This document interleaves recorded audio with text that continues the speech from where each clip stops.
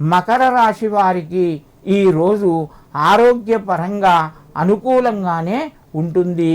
వారికి డబ్బు పరంగా అనవసరమైన ఖర్చులు కొంత పెరిగే అవకాశం ఉంది. కుటుంబ సభ్యుల యొక్క సహాయ సహకారాలు అందుతాయి. కానీ మిత్రులతోని చాలా జాగ్రత్తగా మాట్లాడండి. ఈరోజు మిమ్మల్ని ఇబ్బంది పెట్టడం, మనసు బాధ పెట్టేటువంటి మాటలు మీరు వినవలసి వస్తుంది.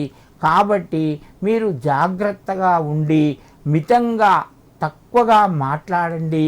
మీ యొక్క ఆనందాన్ని పొందండి.